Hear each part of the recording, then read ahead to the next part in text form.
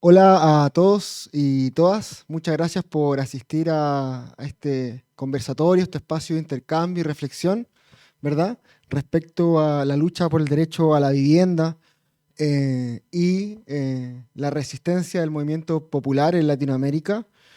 Primero que todo, agradecer, ¿verdad?, a los dueños de casa, a la Facultad de Arquitectura y Urbanismo de la Universidad de Chile y al INVI, que fueron clave en la coordinación, gestión y también convocatoria.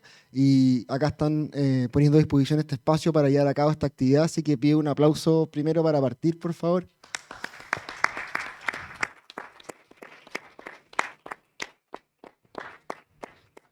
También agradecer a Javier Álvarez, fotógrafo chileno que está acá a mi lado, el autor del libro Predio, ¿verdad?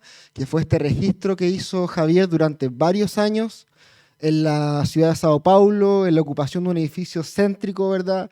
De esta ciudad, registrando, ¿verdad?, esta ocupación de cerca de 400 personas luchando por obtener una vivienda digna. Es a partir de esta obra que después ustedes pueden revisar. Jair va a contar, pero también trajo algunos libros por si algunos quieren después conocerlo. Entiendo que él también va a dejar un libro en la biblioteca como material de estudio para que puedan revisarlo. Es el punto de partida para dar esta conversación, ¿verdad?, interdisciplinaria desde los ámbitos del arte, de la foto, de la arquitectura, el urbanismo. Y el punto de partida para esta conversación. Así que también muchas gracias, Javier, por este espacio. Agradecer también a todos los estudiantes, académicos, investigadores, si es que hay, funcionarios, trabajadores de la universidad y todos los amigos, colegas, compañeros que hayan venido hoy día. Queremos contar un poco cuál va a ser sí, la metodología de esta actividad. Hay un primer bloque en el que cada expositor, que vamos a mencionarlo a continuación, va a hablar máximo 10 minutos, ¿verdad? Desde su punto de vista en cuanto al tema que nos convoca. La idea es que después haya un segundo bloque donde los diferentes expositores puedan comentar la exposición de los otros, de las otras, generar un intercambio, ¿verdad? Y después un último bloque donde la idea es que se generen comentarios, preguntas desde el público respecto a la exposición, ¿ya? Hay los cuatro expositores que vamos a tener, hubo un pequeño inconveniente, éramos cuatro, van a ser tres finalmente. Está Javier, ¿verdad?, el autor del libro, Predio. Está Fabricio Méndez, sociólogo de la Universidad de Sao Paulo, activista y parte importante de la ocupación desde un comienzo. Está Carlos Lange, ¿verdad?, académico del INVI, del Instituto de Vivienda de la Universidad de Chile.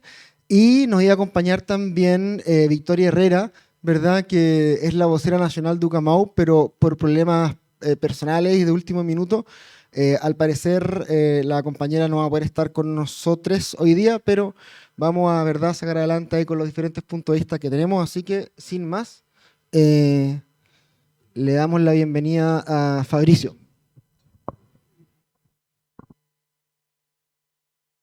Hola a todos, ¿me escuchan? Sí, dale, es un gusto estar acá con ustedes. Y bueno, voy a hacer una presentación un poco sobre lo que es la lucha de la vivienda histórica acá en Brasil y llegar hasta donde, como yo llegué al movimiento. Dale. Entonces voy a presentar una presentación acá, un minutito.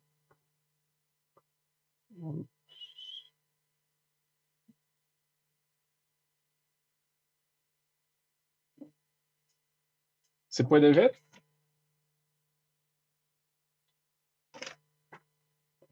Da, ah, sí, dale.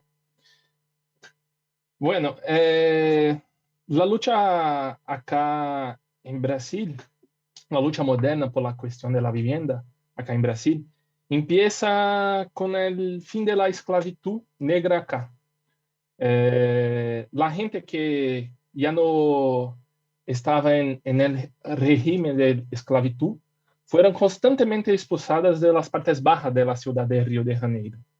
Entonces, estas personas se iban a donde nadie quería vivir y así se ocupó los cerros de la ciudad de Río de Janeiro. En esos cerros se formó nuestro crónico problema de la vivienda en Río, que son las favelas, que ustedes deben conocer por el tema de la seguridad y todo eso, y que son hasta hoy, 150 años después, y creo que también por el futuro próximo también, la cuna de la desigualdad y la violencia urbana en esta ciudad y en otras ciudades que tienen un contexto muy similar a Río. Pero así, ahora nosotros también tenemos un segundo punto de desarrollo de la cuestión de la vivienda acá en Brasil.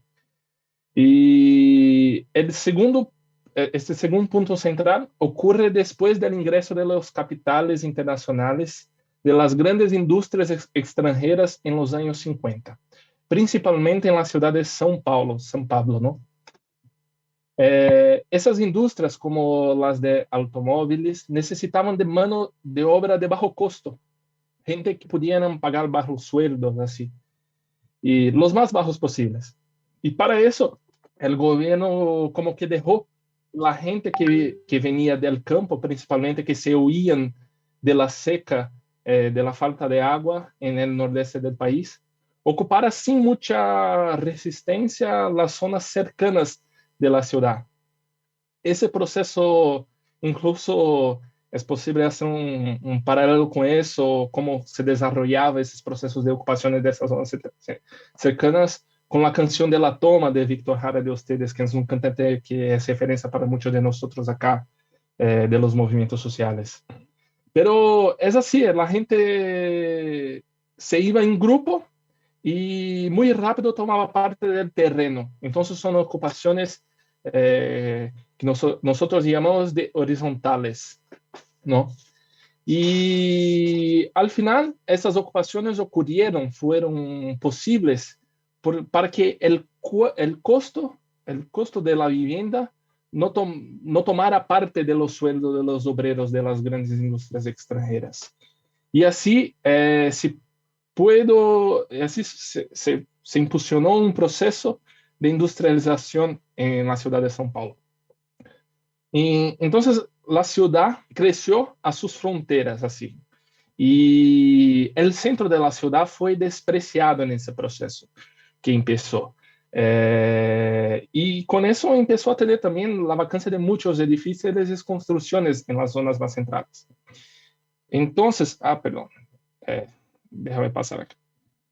Entonces, en los años, en medios de los años 90, con las tierras agotadas al borde de la ciudad, la gente pobre empieza los movimientos de ocupaciones de los edificios en las zonas más centrales, ¿no?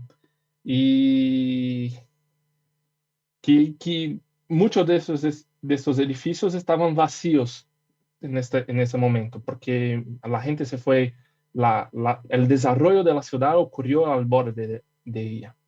Y así nació muchos movimientos que ocupan el centro, como del edificio Marconi, que es retratado por Javier en su libro recién lanzado. Y la manutención y la posibilidad de resistencia de esos movimientos fue por ese dispositivo acá que nosotros tenemos en nuestra Constitución, que es el dispositivo de la función social de la propiedad, que fue un dispositivo moderno que ocurrió por un esfuerzo de la gente que hacía lucha en el campo, como el MST, que acá está retratado así. Y solo por eso perdón, y solo por eso que fue posible que ocurrieran esos movimientos en las zonas más centrales, porque tenía un dispositivo que los movimientos del campo ponieron en las zonas centrales. Pusieron en la Constitución y posibilitó que los movimientos urbanos permitiera la ocupación en las zonas centrales. Dale, perfecto. Mira, yo creo que tengo un problema con la presentación, pero bueno. Y ahora yo voy a hablar un poco de cómo llegué al movimiento de la vivienda. Y me fui a vivir en Marconi, que es este edificio, que es el edificio San Manuel. Una ocupación en el centro de la ciudad de São Paulo. Yo acabara de ingresar en la Universidad de São Paulo y estaba involucrado con el LMCT. Pero su dinámica de articulación es lejos de la ciudad y no tenía mucho como estar siempre presente en ellos, porque tenía que tomar un bus, tenía que ir, a veces tenía que hacer el dedo para ir a una ocupación, entonces no tuve mucho como militar mucho con ellos. Y un día en la uni, yo y un amigo como fuimos a la puerta de una de esas ocupaciones, incluso esta acá, y como que batimos a la puerta de ellos y preguntamos si podríamos ayudar de alguna manera. Y entonces ellos me llamaron para este día, que este día acá fue mi primera ocupación en São Paulo. Que voy a poner acá el vídeo para.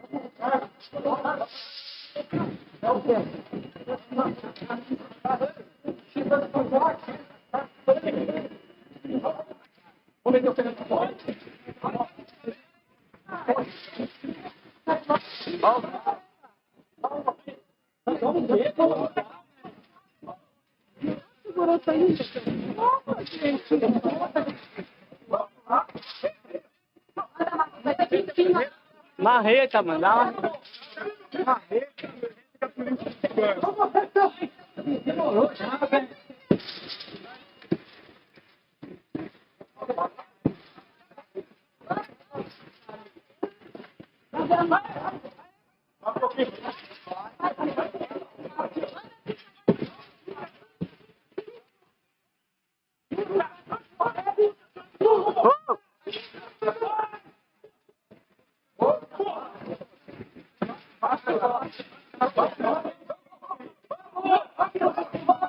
Tem?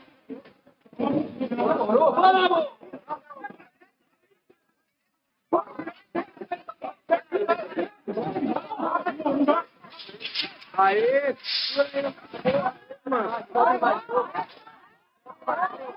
Vai, cara! Sobe lá, sobe lá, ó,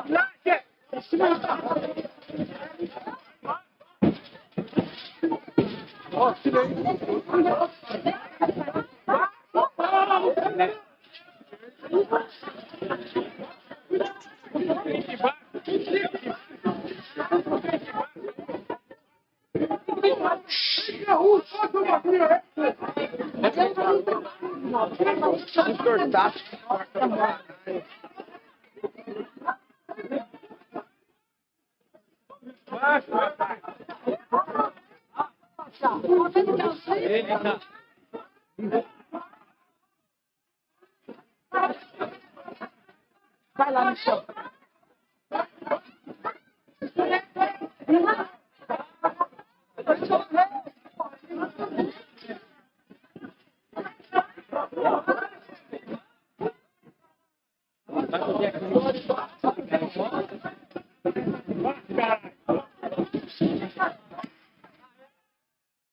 Vai, João.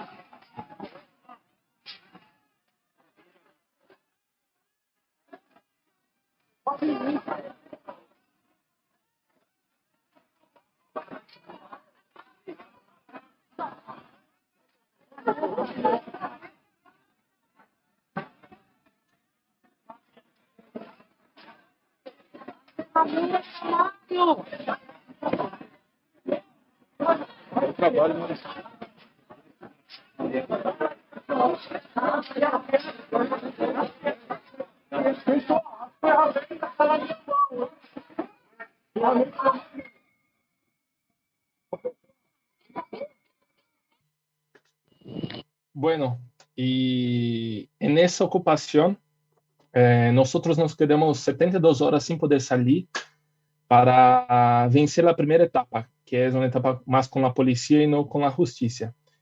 Y lo curioso es que tuve que, después de 3 meses que ocurrió eso, yo mismo tuve que salir de mi casa por un proceso con mis padres y todo más, y me fui invitado a vivir ahí, en esta misma ocupación que yo ayudé a ocupar mi primera ocupación, después yo fui invitado.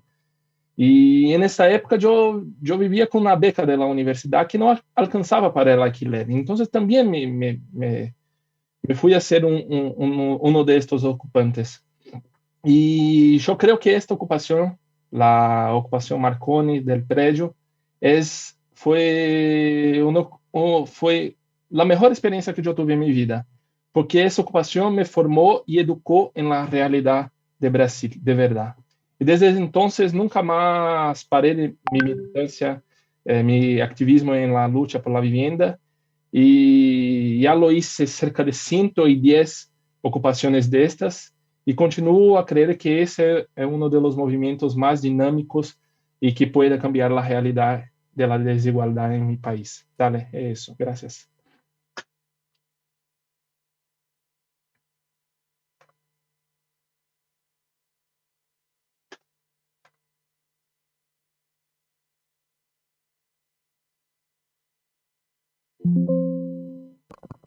Aló. Muchas gracias a Fabricio. Ahora vamos a dar paso a Javier Álvarez, ¿verdad? El autor de Predio y que nos va a contar un poco más acerca del trabajo después de esta contextualización que nos hacía Fabricio. Muchas gracias, Javier.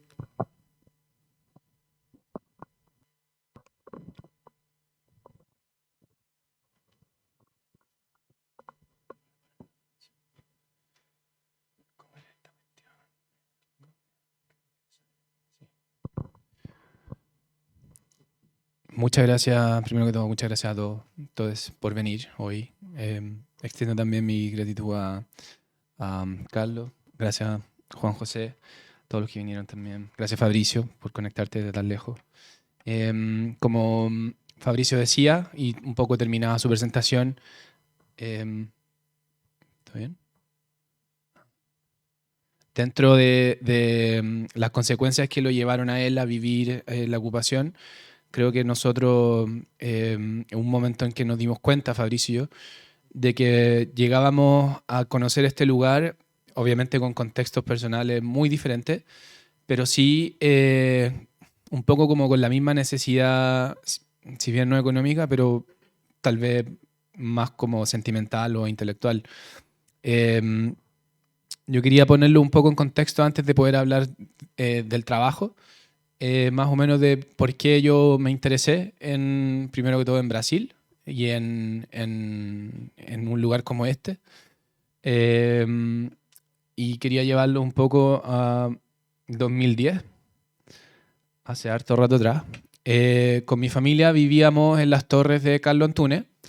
Mi hermana y yo estudiábamos en los colegios municipales, papás separados, como quizás muchos. Y en ese contexto nosotros tratábamos un poco de como aportar algo en la casa mientras salíamos del colegio o entrábamos a la universidad. Y hubo un momento en el cual mi mamá perdió su trabajo, mi papá brillaba por su ausencia y no podíamos pagar básicamente el alto precio de la renta en un edificio que es básicamente como otro gueto vertical escondido en una ciudad de muy alto ingreso. Y a nosotros en ese año nos echaron de la casa por no pago de arriendo, no pago de cuenta, y no tuvimos la mala suerte, porque esto, lamentablemente, el tema de la desigualdad pareciera ser suerte a quien le toca, a quien no le toca. Y no tuvimos tanta mala suerte como para poder llegar a vivir en un lugar tomado, en un lugar o permanecer en la calle por largos periodos de tiempo, pero sí tuvimos, personalmente tuve una experiencia de desalojo.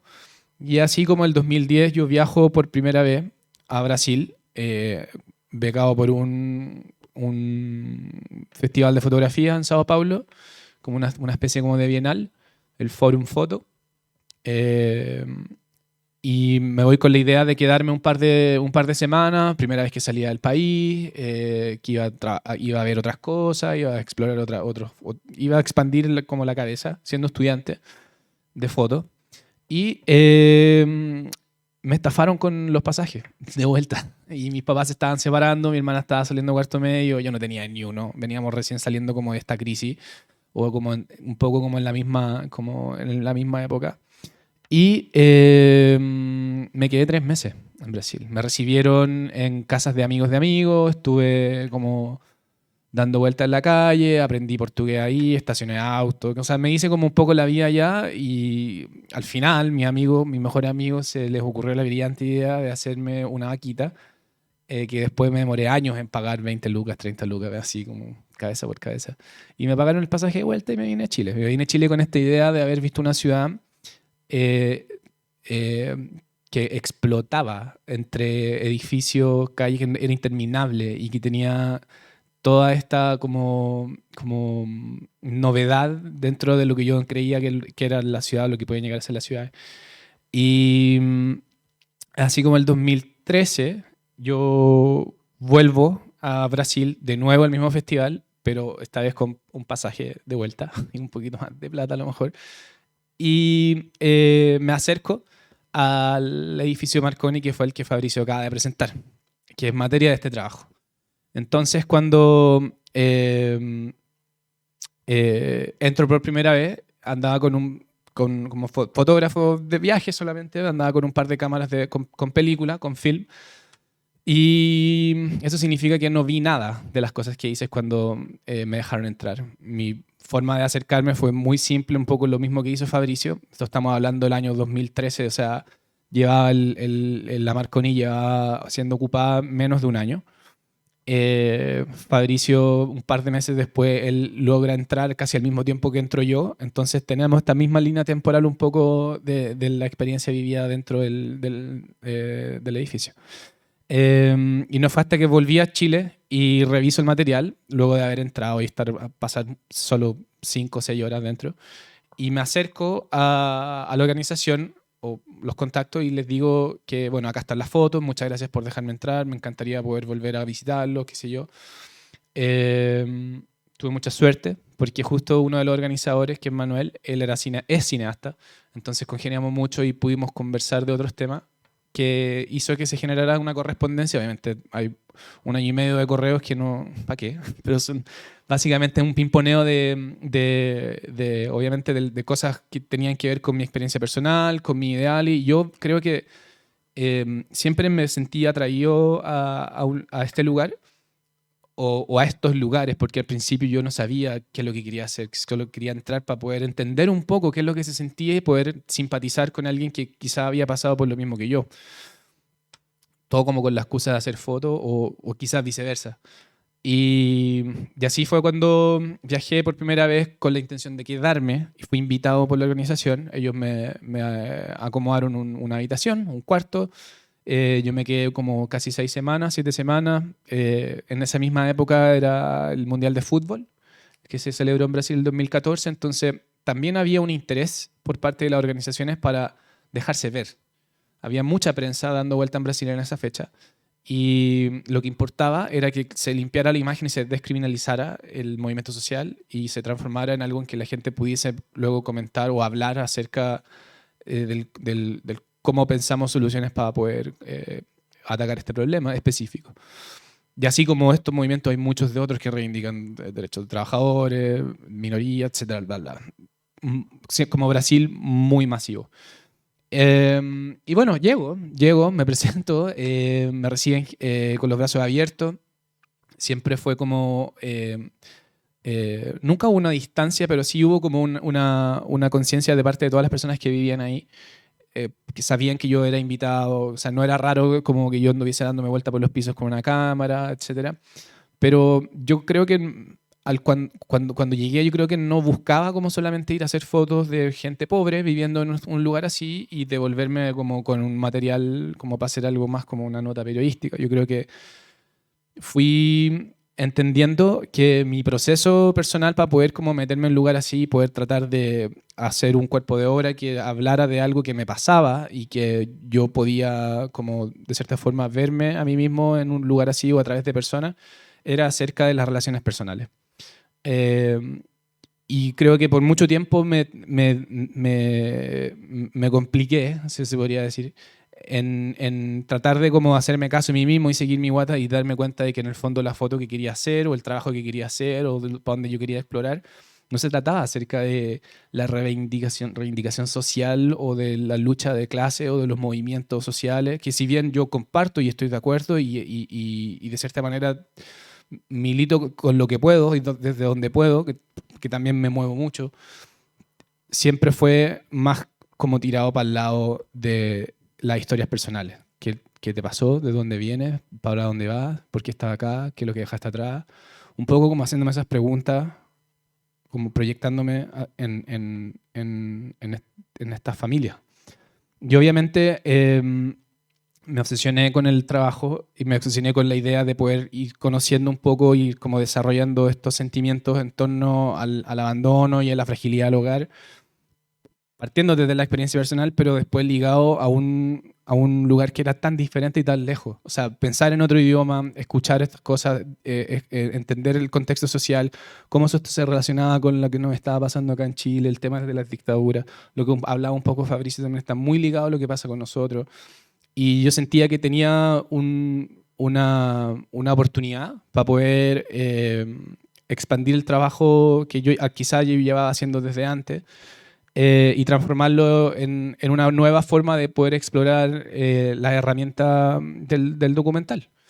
Y es así como obviamente también dentro de mis procesos personales yo comienzo a construir este tipo de objetos que son mis libretas de viaje, donde yo voy anotando como las cosas más anecdóticas, siempre como tratando un poco de no desestimar el lado más emocional de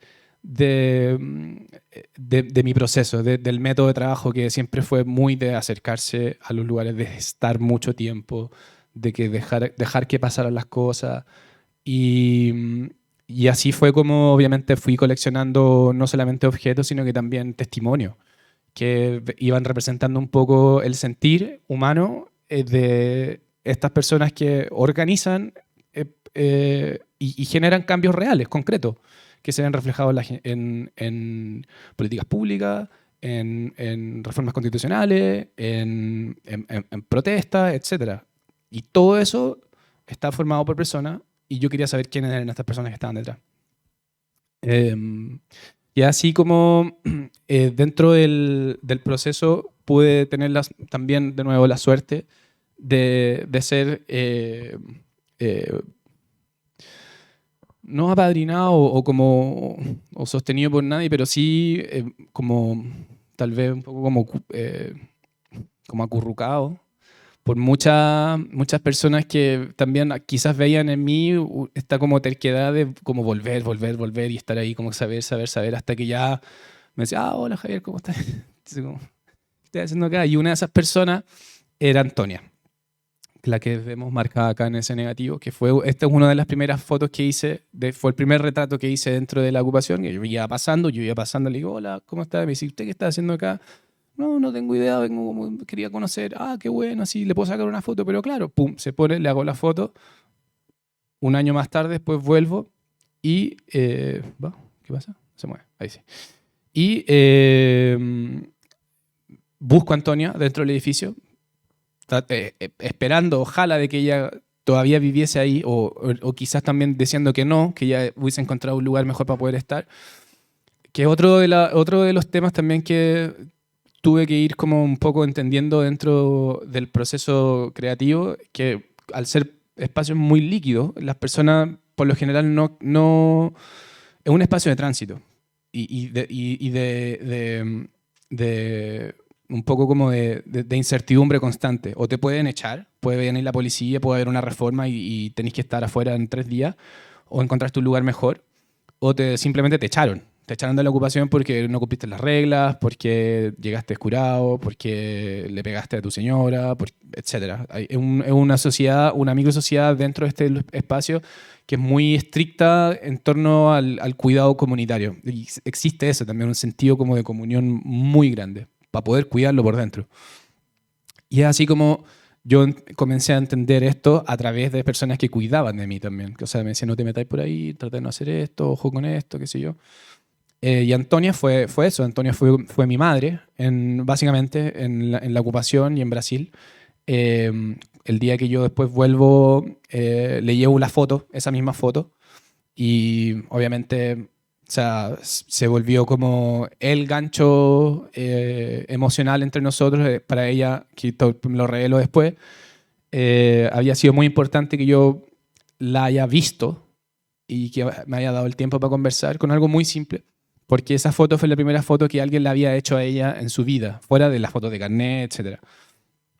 Y yo entendí ahí que tenía una oportunidad enorme para poder acercarme ahora sin la intención de poder verme a mí mismo, sino que de ir ahora a abrirme a escuchar otras historias.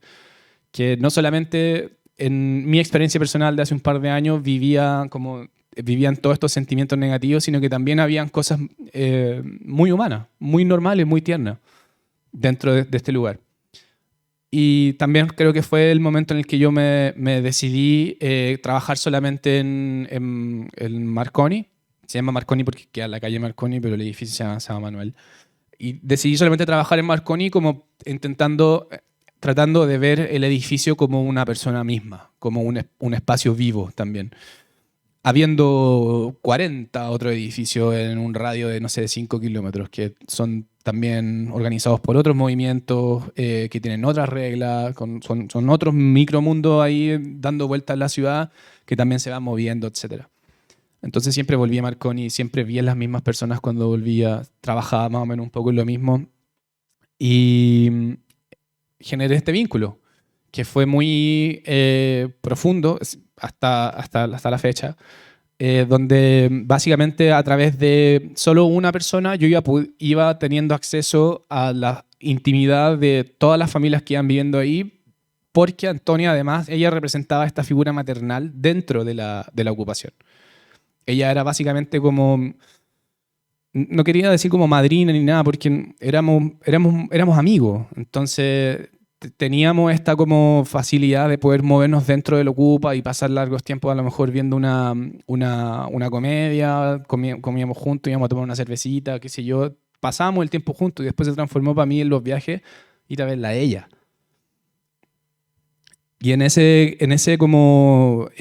forma de obviamente estar consciente de que también tenía que hacer foto, que iba a ser un trabajo del cual yo quería decir algo, yo tenía algo que opinar acerca de esto y quería mostrarlo porque sentía que era importante poder ver a estas personas desde dentro, estos mundos desde dentro.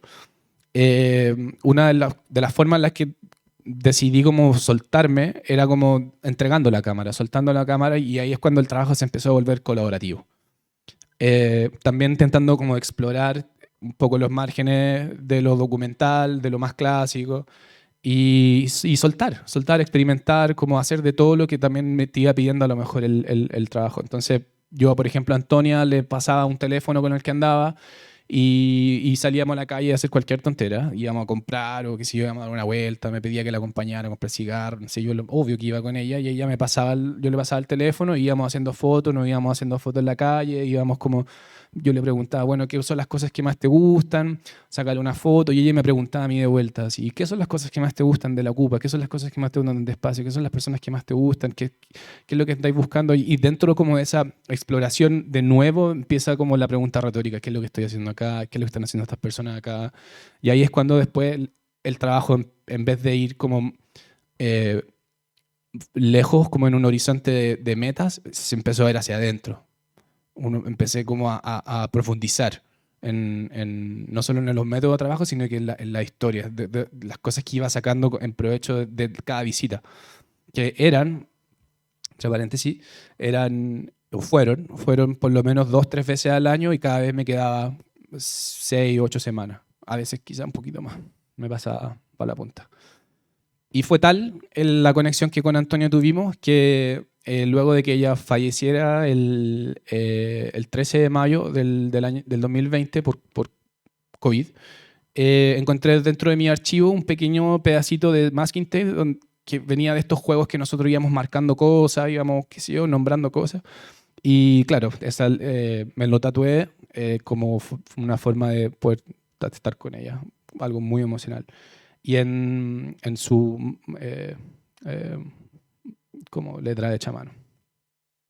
Entonces, desde ahí para adelante, yo creo que me di cuenta que tenía una cantidad de material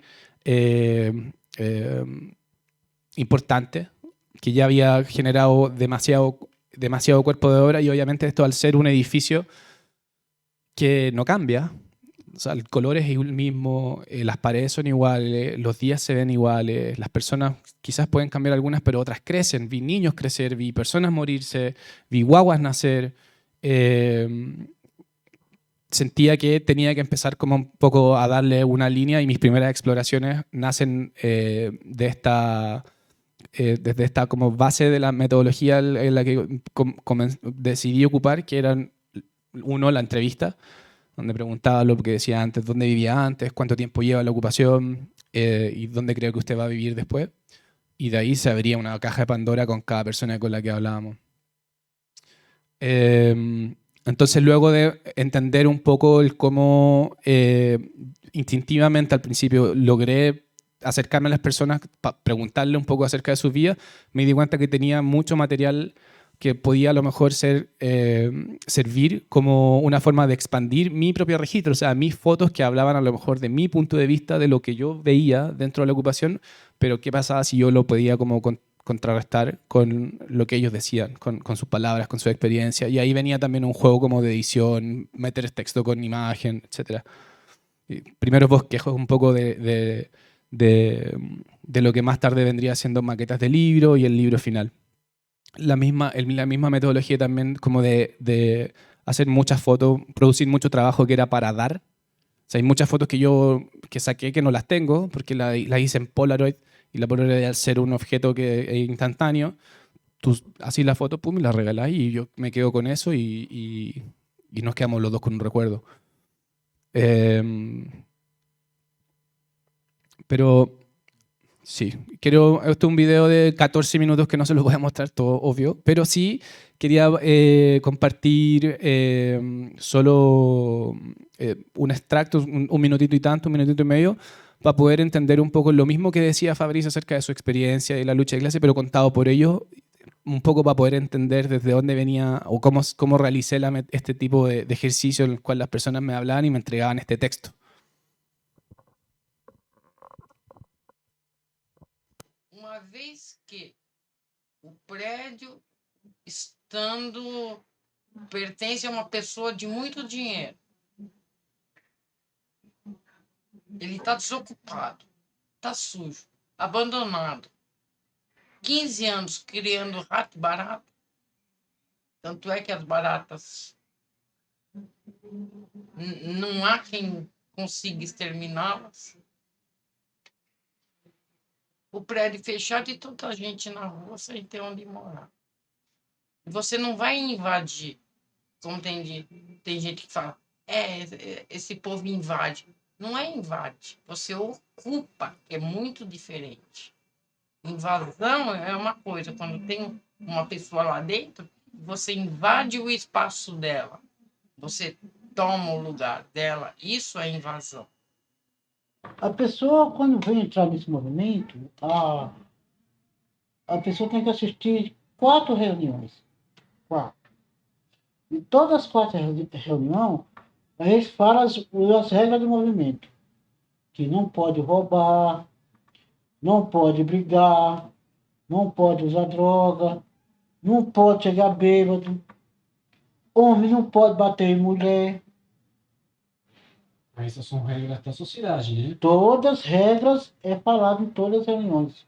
Aí todo mundo fala, tá certo, tá certo, tá certo. Aí quando chega dentro do movimento, aí as coisas complicam. Porque ninguém quer seguir as regras. E no movimento é bom para a parte, né? Porque a gente não paga esse aluguel que tá caro. Você não acha um aluguel aqui menos de que R$ 1.500? Você não acha? É tudo caro mesmo. Então, a gente fica aqui. Pior que agora eu não tô com muita fé de ficar aqui, não. Que eu andei falando demais.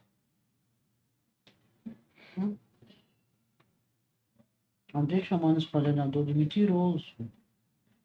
Tudo mentira, eu falei. Então, acho que qualquer dia eu posso estar na listinha daquela lá embaixo. Então, nada mais justo do que as pessoas que não têm um teto sobre a sua cabeça ocupem esses espaços que estão mortos, que não têm função social nenhuma. Eu tenho muito problema. Bueno, yo puedo compartir después los links de este material, que los tengo en mis canales de Vimeo, mis páginas web, etcétera, para que puedan visitarlo y escucharlos. Bueno, a raíz de esa forma un poco de poder acercarme a la historia y entender más o menos el contexto que estas personas traían consigo desde antes de venir y cómo vivían dentro, cómo funcionaba esta organización, obviamente parte de mi cabeza era como, bueno, hay algo racional acá que yo tengo que poder como resolver si quiero contar una historia. Y obviamente el registro viene más o menos desde mi formación como fotoperiodista, donde es descriptiva, tiene que ver también con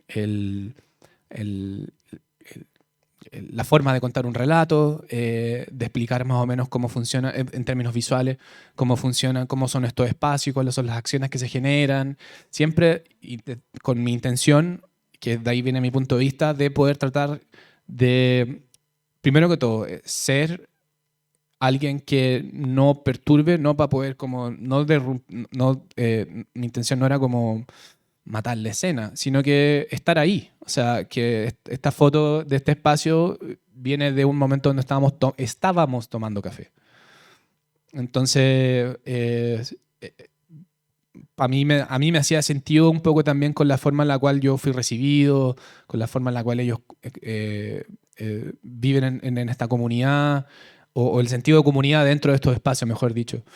Y es así como fui juntando entonces el trabajo de mi libreta, los textos de las entrevistas, junto con mi registro, más obviamente también una búsqueda que fueron como de 3 semanas, casi 4 semanas, cortitas dentro de la biblioteca municipal del lugar, del espacio, que es una de las bibliotecas municipales de Sao Paulo. Y pude encontrar mucho material de archivo, desde los planos del edificio hasta formas en las que el edificio fue construido y pensado, que era todo como más o menos enfocado al desarrollo comercial entre los años 30 y 50, nada para vivienda en el centro de Sao Paulo, o sea, el trabajador vivía en la periferia. Y es así como obviamente, bueno, los primeros ejercicios de juntar material, lo que les contaba, fotografía, texto, archivo, mi libreta, la experiencia, estar en el lugar, cosas que se repetían, y luego empecé a sacar el archivo hacia afuera.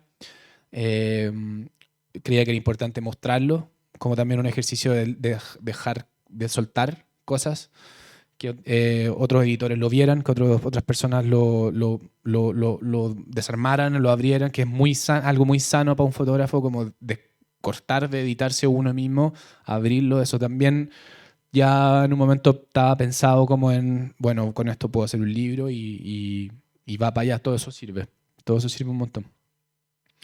Una publicación la que vimos anteriormente de una revista brasilera, de una revista francesa que sale 2 veces al año, que se la recomiendo, es muy buena. Y también la editora me pidió todo el material. Sí, toma, acá está un disco duro.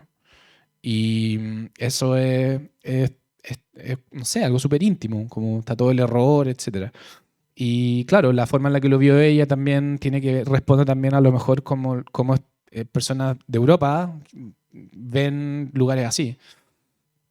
En este caso, ellos escogieron 3 personas y hicieron como 3 perfiles. Espacios expositivos en Valparaíso, Estación Mapocho, en Brasil también nuevamente. Y esta última fue en Nueva York, que fue la primera exposición que se abrió, donde llevé también una copia de la maqueta del libro para que la gente lo tomara, que fue la primera exposición que se abrió luego de COVID, post-COVID.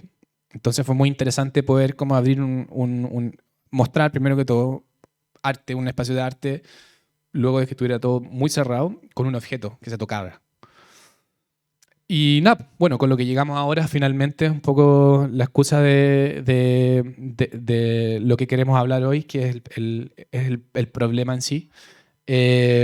Sale esta publicación con un fondar del 2019, perdón, convocatorio 2020, que estuvo parado hasta el 2021. Y lo imprimimos ahora en febrero, lo lanzamos la semana pasada y ahora nos corresponde también dejarlo ir. Que viva ahora, que siga viajando, que esté en instituciones, que se hable, que se ocupe. Y nada, eso. Muchas gracias.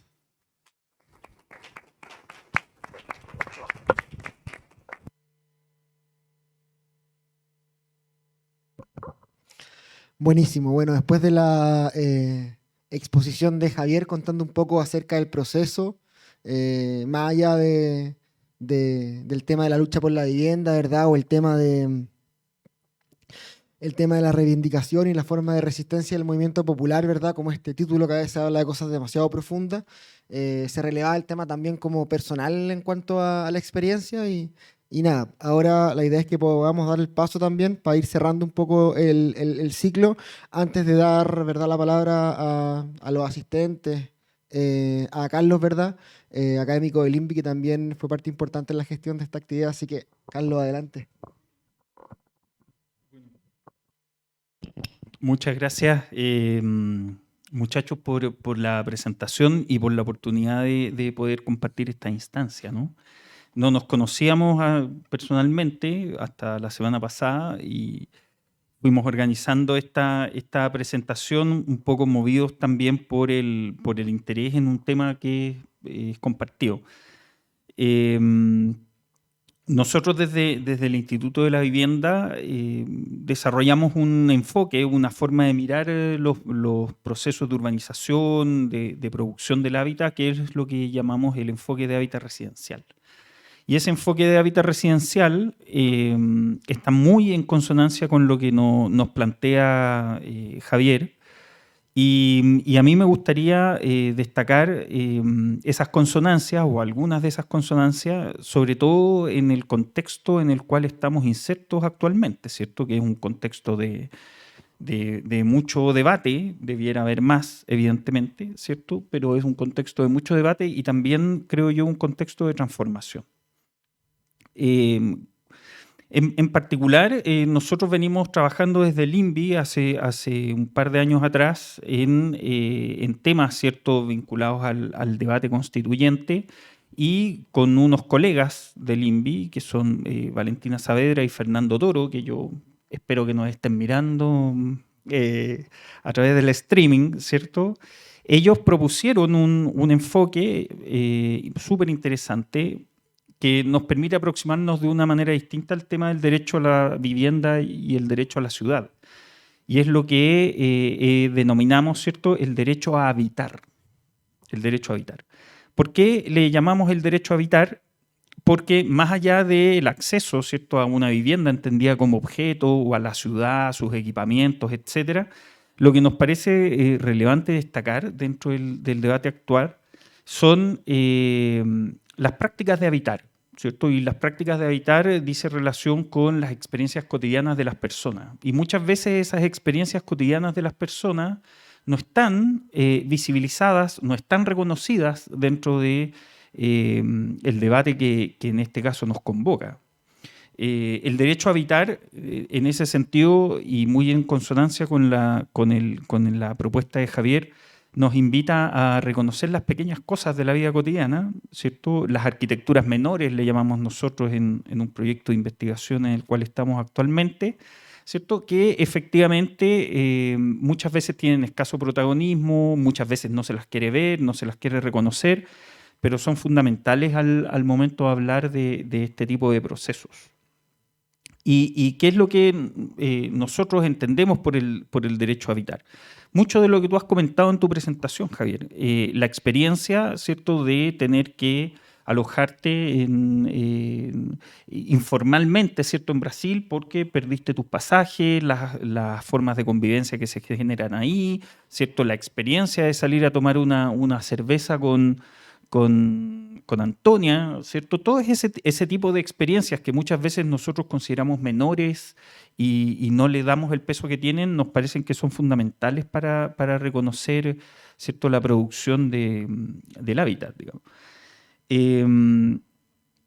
Y esta idea, ¿cierto?, del derecho a habitar, nosotros la tomamos de Lefebvre, del sociólogo francés, ¿cierto?, que cuando él habla del derecho a la ciudad, que es la gran obra o uno de los grandes referentes en el tema, muchas veces pasa invisibilizado, ¿cierto? El derecho a la ciudad es el derecho a habitar y a crear el entorno en el cual uno quiere vivir. Es el derecho a crear. Y estas prácticas cotidianas, ¿cierto?, que ocupan nuestro día a día, que son parte de nuestro día a día y que muchas veces nosotros mismos no reconocemos como relevantes porque son normalizadas en la cotidianidad, ¿cierto?, nos permiten crear espacios. Nos permiten crear espacios que posiblemente no estaban imaginados por nadie, ¿cierto? Entonces, el caso que tú nos planteas, ¿cierto?, es súper interesante porque, como dicen en los testimonios que tú abordas, ¿cierto?, eran edificios gigantescos que estaban ahí, ¿cierto?, que estaban botados y que por lo tanto no tenían, podríamos decir, una función social relevante, pero la gente, a través de sus prácticas cotidianas, va, ¿cierto?, generando una significación, va generando una forma de apropiación que es súper interesante de reseñar. Entonces, lo que quiero decir con esto, y aquí hago una precisión, porque incluso el mismo Lefebvre, cuando él habla de apropiación, no habla de convertir algo en propiedad privada, ¿cierto? Él, cuando se refiere a la apropiación, se refiere a la posibilidad de hacerse parte de una obra. Y en este caso, ¿cierto?, lo que tú reseñas es ese proceso de hacerse parte de una obra, ¿cierto?, de una obra colectiva, que además nos resulta súper interesante. Entonces, en esa perspectiva, la pregunta que yo me hago es cómo nosotros podemos, cuál es la relevancia que una experiencia como la que tú reseñas tiene para la academia, ¿cierto? Y evidentemente ahí tenemos que reconocer que en la gran mayoría de las veces la academia está absolutamente disociada de este tipo de prácticas cotidianas. Y eso nos invita también a aprender de experiencias como la tuya, no solamente de tu libro, ¿cierto?, como producto físico, sino que de la experiencia que tú nos has transmitido. Y además nos pone un punto de tensión respecto de otra pregunta que para nosotros es súper relevante, ¿cierto?, y es ¿quién produce el conocimiento? Porque tradicionalmente asumimos que el conocimiento lo producen los académicos, los expertos, y eso no es real, ¿cierto? El libro que tú nos presentas, las experiencias que tú nos transmites, son parte, ¿cierto?, de ese proceso de conocimiento también, y del proceso de conocimiento en el que participa Antonia, y en el proceso de conocimiento en el cual participa Fabricio, ¿cierto? Ese es un proceso de producción de conocimiento. Y la academia, en el fondo, al menos esa es nuestra manera de entenderlo, debería ponerse al servicio de ese proceso de producción de conocimiento. Los que producen el conocimiento no son los expertos, ¿cierto? Los que producen el conocimiento son los habitantes.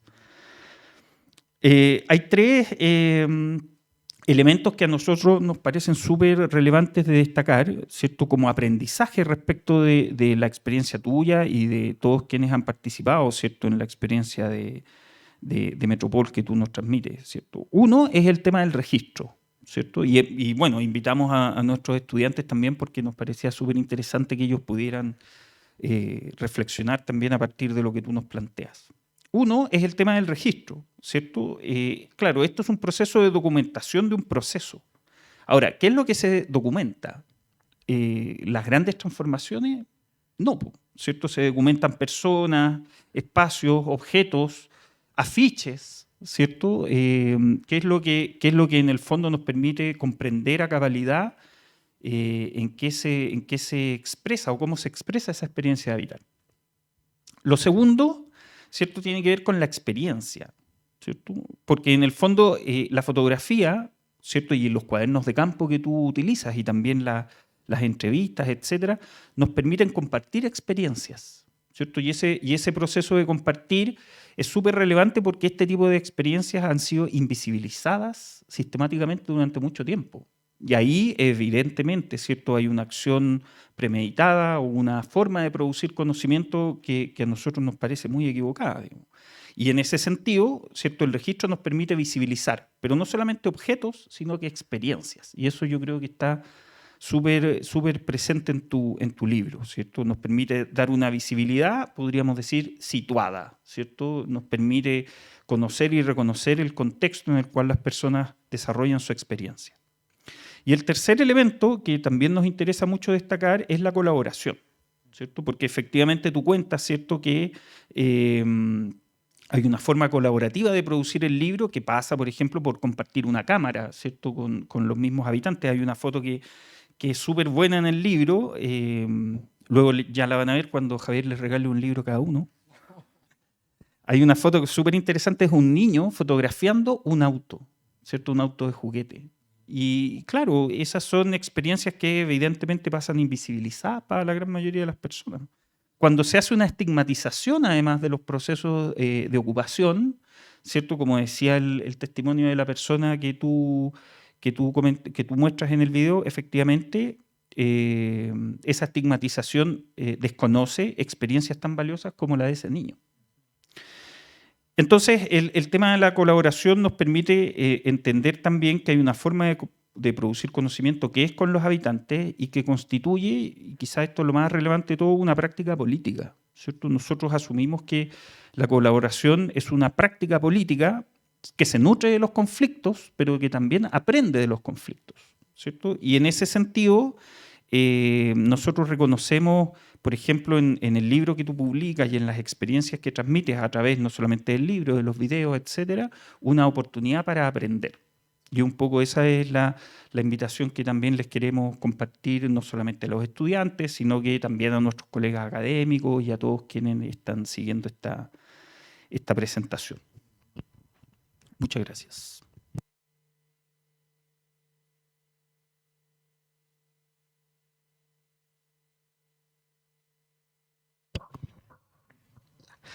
Antes de dar los comentarios, espacio, me quiero permitir como un moderador dar también un comentario al respecto, bastante breve. Quedé marcando ocupado personalmente con el video de Clay, le pregunté el nombre a Javier, con la claridad que tenía la compañera que ocupaba, ¿verdad? Y cuando distinguía invadir de ocupar y cuando lo marcaba de manera muy clara, creo que ella nos da una clase de urbanismo crítico, nos da una clase de derecho a la ciudad, sin tal vez haber nunca leído un libro al respecto. Y creo que cuando ella marcaba esta diferencia, lo que estaba haciendo es evidenciar, ¿verdad?, el proceso de mercantilización, el proceso de financiarización que tiene la vivienda, y de alguna manera estaba como desde lógica crítica y lo que plantea Lefebvre en el derecho a la ciudad, que es una aproximación marxista de entender la producción del espacio, ¿verdad?, y la producción de la ciudad, es el valor de uso frente al valor de cambio, ¿verdad? El proceso radical de mercantilización y financiarización de la ciudad lo que implica es que la vivienda pierde la función que históricamente ha tenido a lo largo de la historia, a lo largo de la humanidad, si se quiere. Más allá que pueda cambiar los estilos de la vivienda, uno aprende en historia de la arquitectura diferentes estilos, ¿verdad? Diferentes referentes arquitectónicos, diferentes arquitectos, pero da lo mismo, al final la arquitectura siempre es un espacio para protegerse, ¿verdad? Y tal vez antes de que hubieran estilos, cuando una persona paró una cabaña muy rústicamente, la vivienda era para vivir, era para protegerse, ¿verdad? Pero cuando la vivienda pasa a ser un bien especulativo, un bien financiero, ¿verdad? Cuando un porcentaje significativo de los departamentos que se compran en un edificio los compran pocas personas y no los compran para vivir, sino para especular, ¿verdad? Como un bien financiero, ¿verdad? Finalmente, y vuelvo a su frase, cuando Clay decía de manera muy clara, no es lo mismo invadir que ocupar. Yo no estoy ocupando el espacio de alguien, yo estoy ocupando un espacio que nadie está ocupado. Y las casas son para habitarlas, ¿no es cierto? Está este dicho, creo que es del movimiento contra los desahucios en España, ¿verdad? Ni casas sin gente, ni gente sin casas, ¿verdad? No podemos hacer casas para que nadie las ocupe.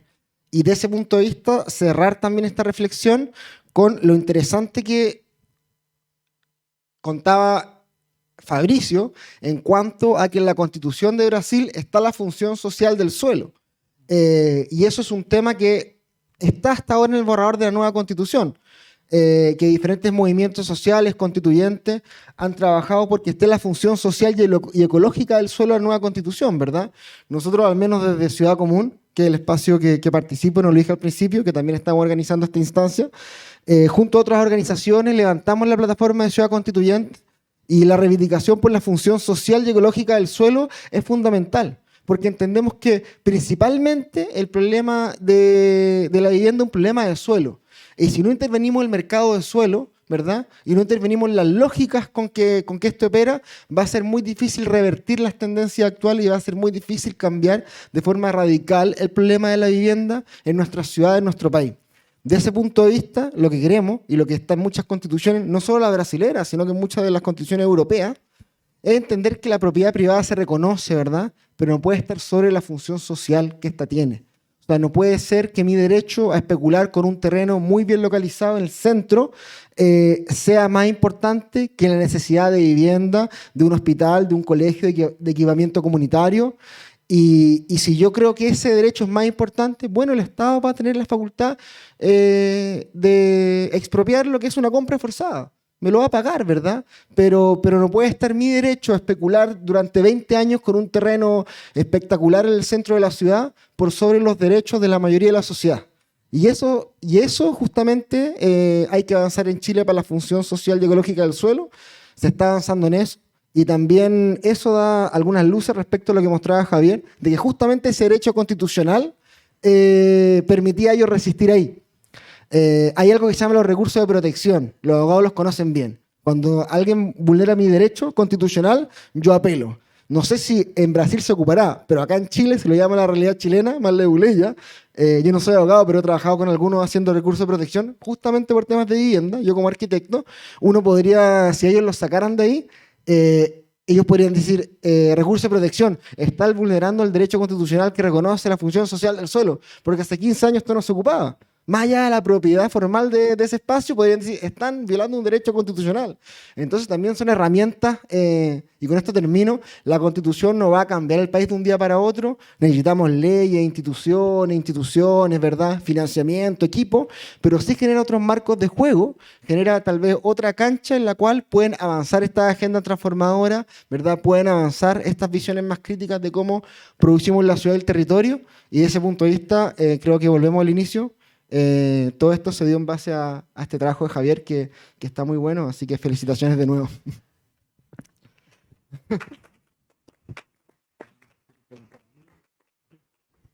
Por favor, pregunten. De hecho, yo quería que hablara la Fran Cancino, que es una compañera de Ciudad Común, y creo que su aporte puede ser fundamental porque se nos cayó una compañera de Ucamau, pero la Fran es parte del MPL, que también es un movimiento que ha sido protagonista en las últimas décadas en cuanto a la lucha por la vivienda y la ciudad. Está galleteado esto, yo no sé de qué va a venir, pero por favor, Fran. No sé cómo lo hacemos con el micrófono. Tienes que acercarte.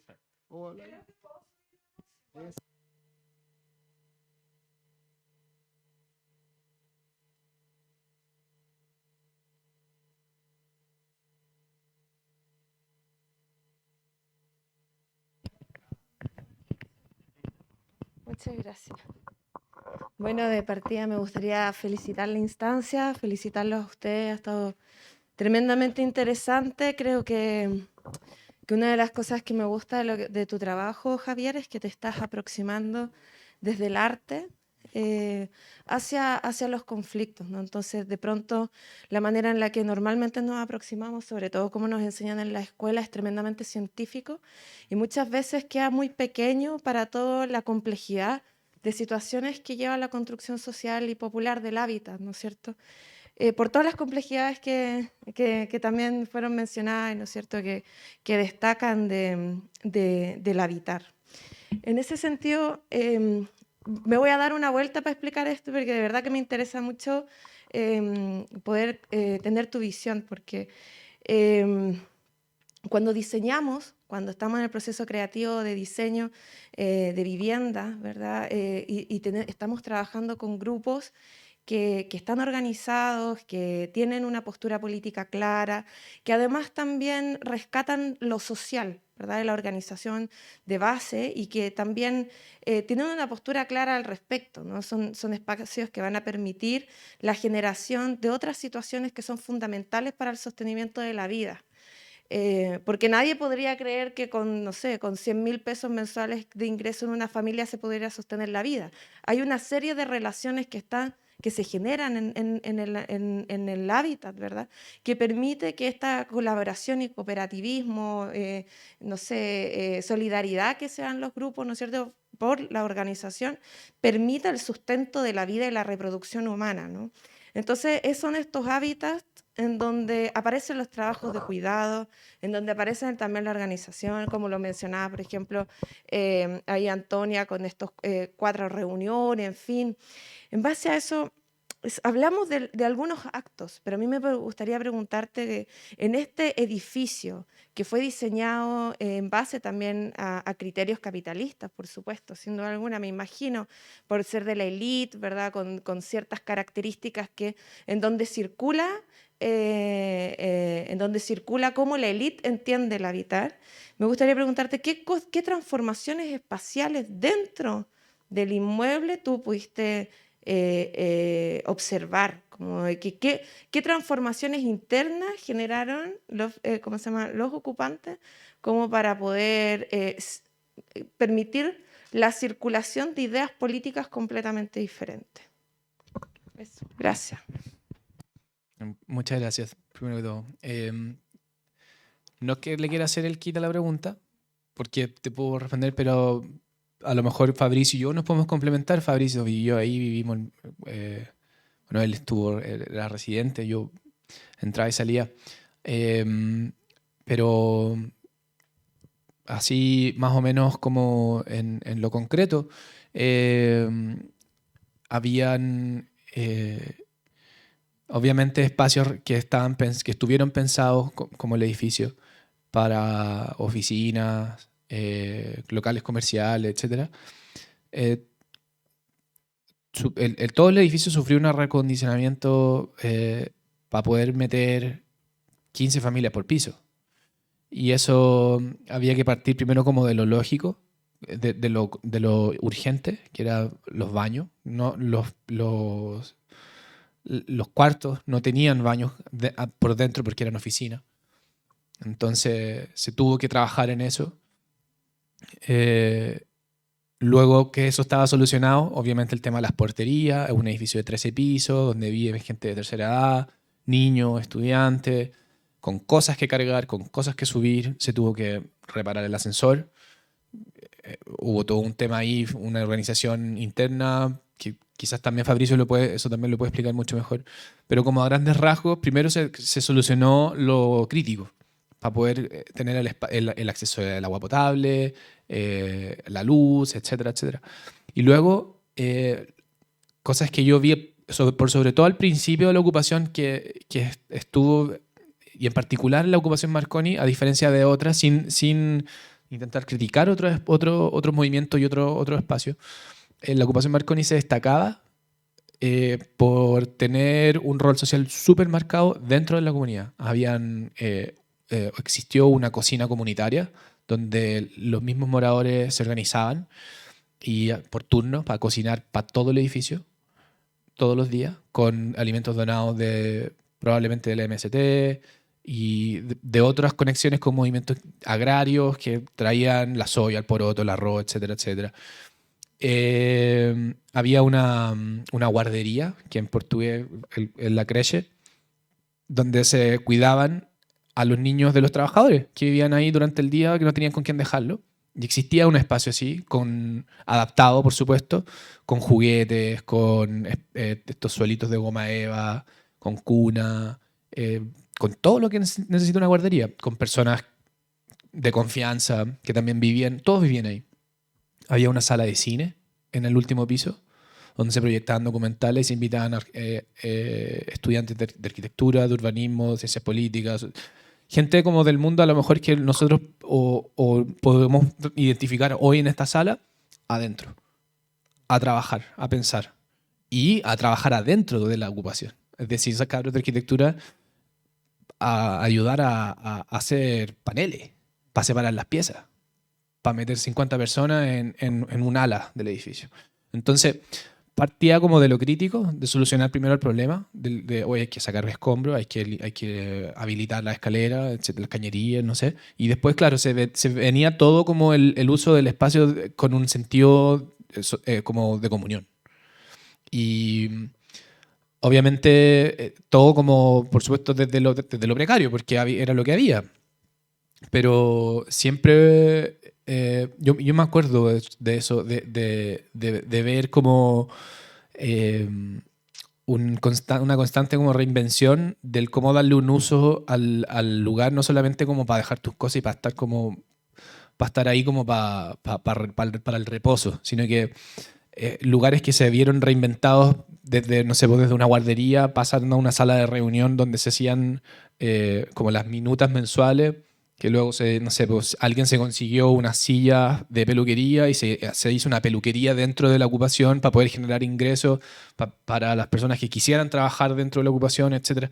Entonces se ocupaba, por eso hablaba al principio como de que el edificio yo lo sentía como algo vivo, como otra persona del lugar.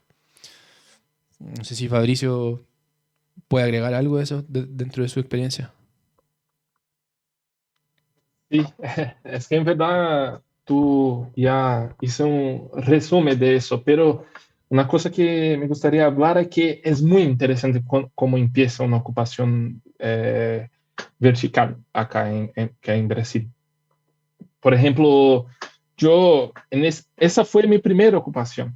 Y ahí, como en el segundo día, ya tenía una cocina comunitaria que la gente en primer momento se podía ir ahí a comer, tomaba su parte de la comida, nadie lo tomaba un montón porque tenía en su mente que podía llegar alguien por la noche y tenía hambre, entonces cada uno agarraba solo lo que necesitaba, y ese círculo vivo que empezaba a ser de solidaridad.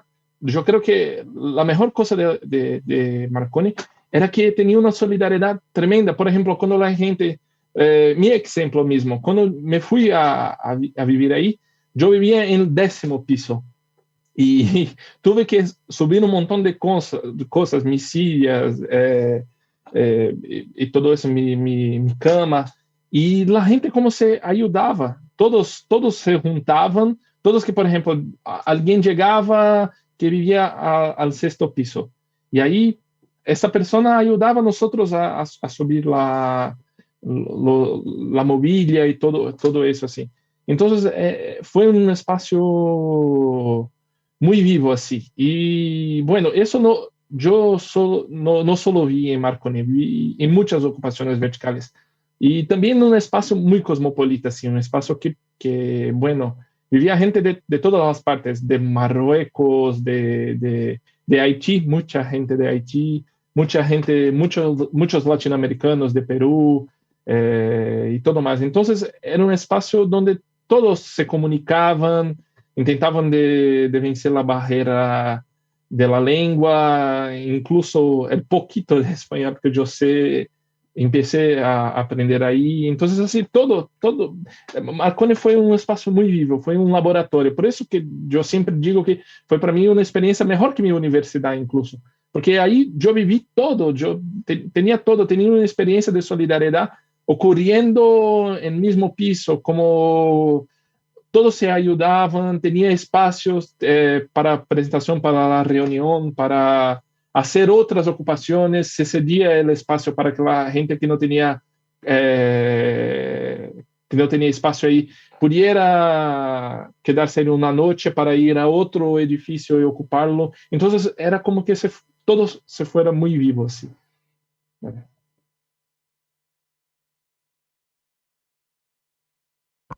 ¿Alguien quisiera hacer otra pregunta? ¿Alguna duda?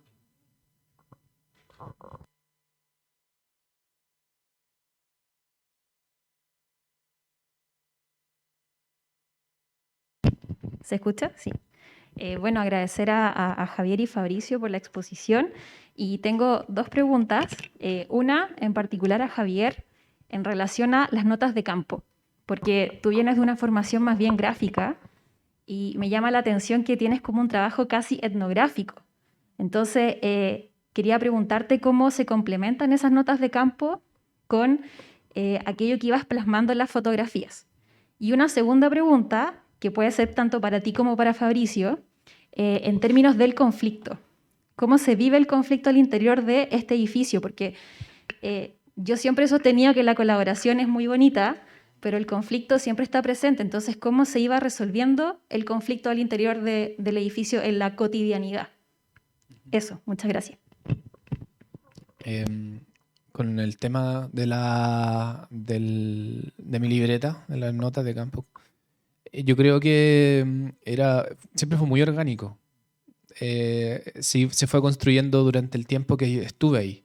Y muchas veces sentía que era como el lugar como para desahogarme. O sea, dentro de también, quizás algo que yo hago como mi vida normal, que colecciono cosas, junto cosas. Entonces siempre fue como un lugar donde, un espacio físico donde yo podía ir volcando esta como pulsión de ir absorbiendo muchas cosas al mismo tiempo.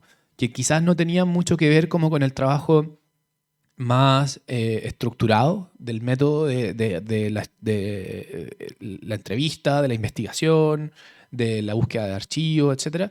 Pero fue un espacio donde se expandían a lo mejor todas esas cosas que por método no me las permitía más o menos ir dejando como a la par junto con el registro del lugar, en el fondo, como con la construcción del cuerpo de obra. Entonces,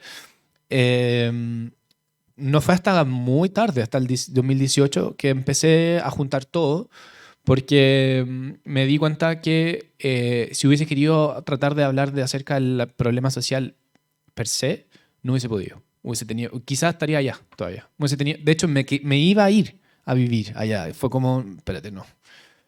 O sea, no estaba en un momento de mi vida donde a lo mejor podía haber tomado una determinación así para poder haber dejado todo y haberme convertido en tal vez un dirigente más que hacía fotos. Estaba haciendo otras cosas y sentía que el potencial mayor lo tenía por el lado humano, como por la experiencia personal. Y desde ahí, desde esa, como si podría decir como excusa un poco, sentía que podía como conectar mi experiencia, que era un poco si lo volcamos en algo como tangible, que es la libreta, junto con todo el trabajo que viene de la investigación y la producción de obra. Y yo creo que la segunda pregunta es más para el Fabricio, sí.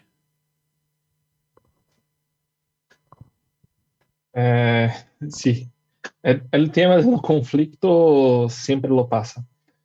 Y quien resuelve el tema de lo conflicto es el movimiento. Por eso todas las ocupaciones tienen un movimiento. Son es muy difícil que una ocupación sea autónoma, que nosotros decimos, así que no tenga un movimiento por detrás de su organización y de todo. Y ahí hay muchas maneras así de se resolver eso. Y por dentro de la estructura, a veces hay advertencias para las cosas que no son tan graves así, entonces se advierte uno, se tiene 3 se toma una expulsión, entonces, mira, no se puede más vivir acá, te vamos a cambiar de ocupación, se vas a otro edificio. Y también hay cosas que no son posibles dentro de estos edificios. Por ejemplo, uno de estos temas era de se beber alcohol o utilizar drogas ahí adentro, sí. Hay ocupaciones que eso es más liberado, pero en Marconi el movimiento era más duro con eso, por el tema de agresiones a las mujeres, por hombres que llegaban y hacían agresiones. Entonces, hay una tradición de no se permitir eso adentro de la ocupación.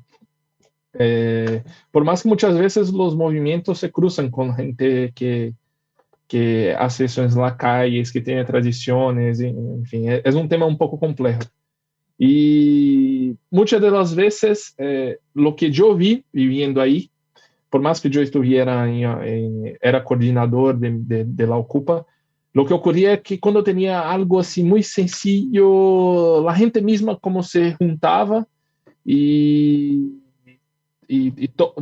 decía, bueno, no vamos a llevar al movimiento, pero cuídate, no hagas eso de nuevo. Era algo así que la gente un poco se ocupaba. Si llegaba alguien borracho, la gente también, mira, estás borracho, va directo a su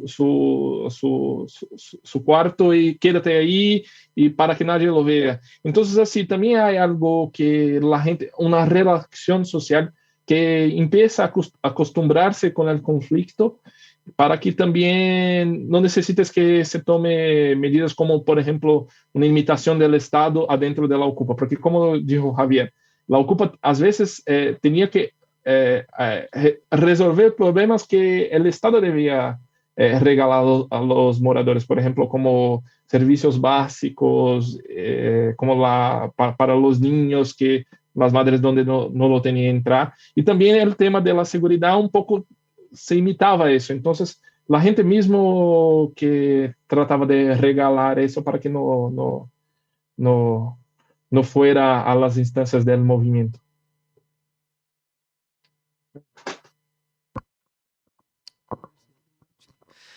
Vamos a dar el espacio para la última ronda de preguntas, y si no, ya para ir cerrando, aprovechen su oportunidad, estimados, estimadas.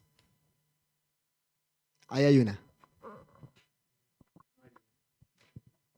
Si es que hay alguien más, sería bueno que se puedan hacer todas juntas y después se hace un pack de respuestas también.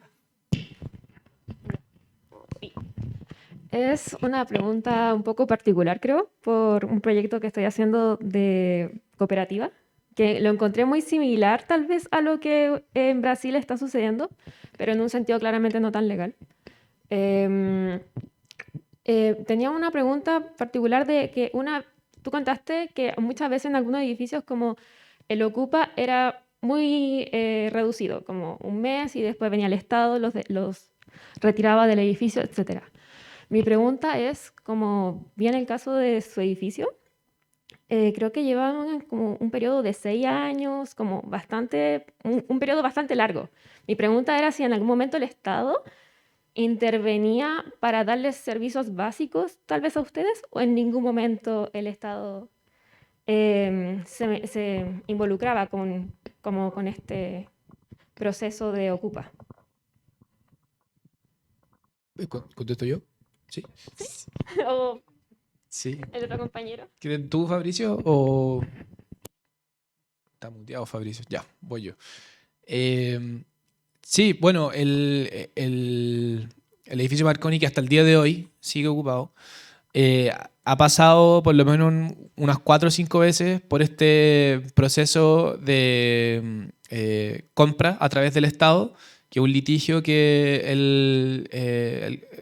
la Gobernación Municipal de Sao Paulo se acerca al propietario, le dice, bueno, tu edificio tú decís que vale 10, nosotros te vamos a pagar 4, y si nos juntamos en el medio, se lo compran, tenés que sacar a la gente después vuelve, no todos, porque se reduce la cantidad de espacios para recibir a familias con cierto tipo de metro cuadrado por familia, con baños cada habitación, etc. Se transforma en un edificio de apartamento. Y es un proceso que puede durar para siempre, básicamente. Depende mucho de la política. Y bueno, la comunidad, la gente no se va a ir a la calle. Entonces, claro, depende mucho de que la comunidad exista o persista, pero por lo general son muy pocas las instancias en las que un edificio logra transformarse en un conjunto de viviendas sociales. La mayoría siempre terminan en desalojo. Obviamente la tele lo cubre como si fuese, como que al fin estamos espantando a estas ratas, así de cruel, no lo digo yo.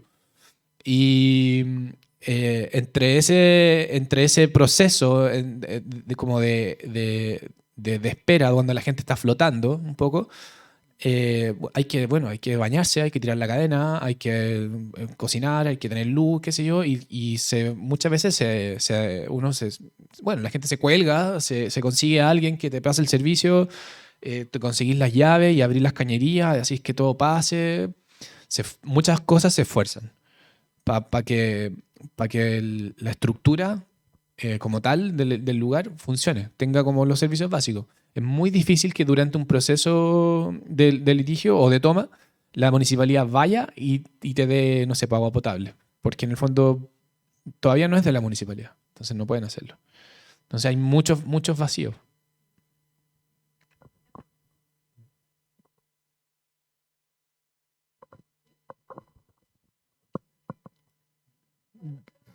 Va.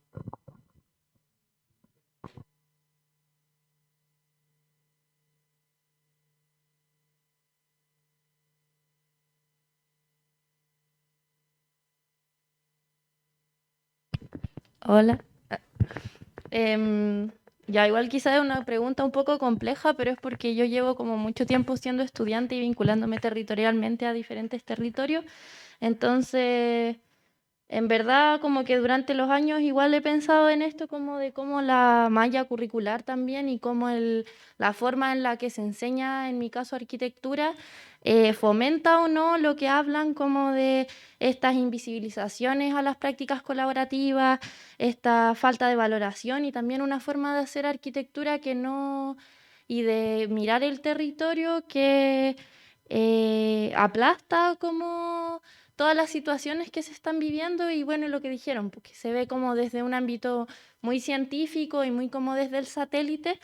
Entonces, eso, como mi pregunta era, en el fondo, ¿cómo creen, o quizás más para los profesores, no sé, cómo creen que se puede generar como en la universidad y en nuestras formaciones como futuros arquitectos, una manera de, en el fondo, poder enseñar esto también? Quizás más allá, como que yo creo que, no sé, el hecho de tener un transversal que hable de esto, de tener charlas que hablen de esto, son súper importantes, pero también creo que hay como una visión transversal de la formación académica que en verdad está tirando para otro lado, que no es para valorizar estas prácticas colaborativas.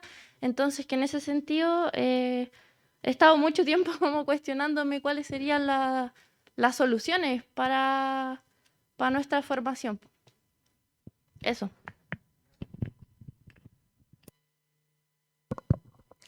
Ya, mira, es una muy buena pregunta y está difícil de responder. Yo, la verdad, no voy a hablar desde el oficialismo académico ni la institución académica. Yo, bueno, soy arquitecto, soy un magíster en desarrollo urbano, fui ayudante en el magíster de ramo, pero no soy oficialmente académico y creo que también una de las razones que explica eso es porque mi desempeño en la vida ha sido más vinculado a ejercer no como tan arquitecto, más como urbanista desde el sector público y a militar mucho, la verdad. Yo he sentido que la academia nunca ha sido un espacio tan natural para hacer justamente lo que estás diciendo tú, y creo que también Fabricio decía en su testimonio de que él aprendió más como coordinador de una Ocupa respecto a las lógicas sociales, respecto a teoría crítica, respecto a ser crítico de las lógicas en cómo el capital produce espacio, antes que el ramo Teoría Sociológica 1 de la Universidad de Sao Paulo.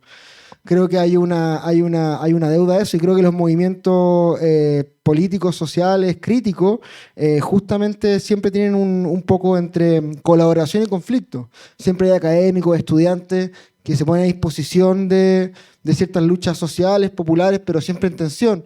Creo que la toma de la Victoria, por ejemplo, en su momento, Miguel Launer, que es un arquitecto, Premio Nacional de Arquitectura, él era estudiante en ese tiempo, y él con otros estudiantes de arquitectura estaban ahí trazando los terrenos, ¿verdad? La propia Fran, que hablaba al principio, que ella también es arquitecta de acá, de la Chile, y desde que era estudiante estaba vinculado con movimientos populares de pobladores que querían reivindicar y apropiarse y producir de forma diferente el espacio. Y yo creo que es un desafío también, y es un déficit que existe. Pero creo que al final, de alguna manera, todo lo que se institucionaliza, creo que tiene que ser interpelado siempre. Y acá también, ojo, yo soy militante y creo que hay que disputar las instituciones, o sea, no creo en el todo o nada de una, porque creo que eso tampoco es tan efectivo en cuanto a ir avanzando en las conquistas, pero creo que todo lo que se institucionaliza tiene que estar constantemente en revisión y en cuestionamiento. Tanto un gobierno local, municipal, regional, una universidad, ¿verdad? Incluso ciertos espacios que vienen desde el movimiento popular o desde de la resistencia, que logran ciertas lógicas de institucionalización en cuanto a que tienen dirigentes súper como históricos o que forman espacios de formación. Creo que todo que se institucionaliza, que es una necesidad dentro de un punto de vista, tener cierto orden, cierta estructura, cierta planificación, tiene que ser totalmente interpelado. Y creo que entonces el desafío, más que la fórmula, porque si yo te dijera la fórmula, caería en lo mismo. Las verdades reveladas creo que no sirven. Es como tener un método de cuestionamiento, de crítica constante, de estar abierto a la sociedad, de dejarse interpelar por la sociedad. Creo que por ahí tal vez va un poco la cosa, que tal vez abre más preguntas que respuestas, no sé si, pero algo intentamos hacer. Sí, yo súper breve porque además ya estamos en la hora. Estoy súper de acuerdo con lo que dice Juan José. Yo creo que hay que fijarse menos en la institución, en la institucionalidad y más en el proceso instituyente, que es un academicismo contradictorio y paradójico que estoy proponiendo, pero en el fondo creo que tiene que ver con buscar también otras alternativas, otras posibilidades de producir conocimiento, no solamente el de la academia, y hay que en ese sentido cuestionar en el ámbito específico de la academia ese carácter experto que tiene. Entonces, instancias como esta, el otro día en el curso estuvimos con María Soledad, ¿cierto? Que era una dirigente. ¿Por qué no puede venir una dirigente pobladora a dar una clase? ¿Cierto? Entonces, ahí creo que la clave para promover prácticas instituyentes es tener la libertad de crear cosas. Yo creo que ustedes están en el minuto perfecto para crear cosas. De cierta manera, iniciativas como esta es una invitación también para que ustedes, voy a decir otro academicismo nefasto, activen su capacidad de agencia y comiencen a crear. Hay espacio, hay gente que está súper dispuesta aquí, como Javier, como Juan José, etcétera, para generar alianzas, colaboraciones, etcétera. Hay que atreverse a crear.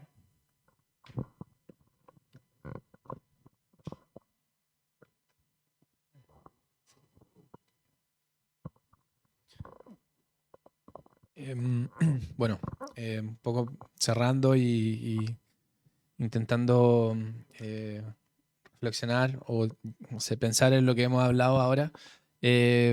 Justo lo que decía Carlos, nosotros, por lo menos yo, materia dispuesta a compartir más experiencias, compartir material, van a haber unos ejemplares en la biblioteca. También quería aprovechar la oportunidad para poder agradecer a la editorial, que es Buen Lugar, la directora de arte y diseñadora Aribel González, que también estudió acá en la FAU un tiempo, a mis editores, Cristóbal y Alejandro Olivares, a Fabricio por haber sido mi hermano en la Ocupa, que también participa con un texto, y hoy tampoco pudo estar, queríamos también, y quería hacer notar ese pequeño detalle que nosotros queríamos dividir un poco más esto y invitamos a Victoria y Belita Caetano, que fue también otra dirigente social que me abrió las puertas de Marconi para poder trabajar, y ella participa en el libro con un ensayo. Ella nació en una ocupación en Brasil, vive, es una mujer activa, luchadora, negra, que tiene un power increíble, y el contacto ahí está. Yo soy como está este objetito acá, un libro abierto, esas redes existen. Esa es la idea, generar puentes entre lo que hemos hablado ahora, justo entre cómo la fotografía a lo mejor puede, o el ejercicio fotográfico, o un fotógrafo, ni siquiera la fotografía, un fotógrafo puede a lo mejor ni siquiera llevar o traer nada, sino que abrir una puerta donde pasen miles de cosas que quizás en el futuro a lo mejor nos sirvan como ejemplo. O sea, lo mismo que dijo Juanjo. La Constitución ahora se está escribiendo, está calentita, está ahí. Hay oportunidades, está ahí. Entonces, nada, bueno, que les quería agradecer por el tiempo, por haber venido a escucharnos un ratito, a compartir esta historia, desde lo más íntimo a lo más global, lo más crítico, lo más urgente. Y nada, bueno, sigamos conectados. De nuevo agradecer también a Carlos, Juan José, a ustedes por venir. A los chiquillos también del servicio de streaming. Pero no, en general a la FAU y nada, eso. Muchas gracias.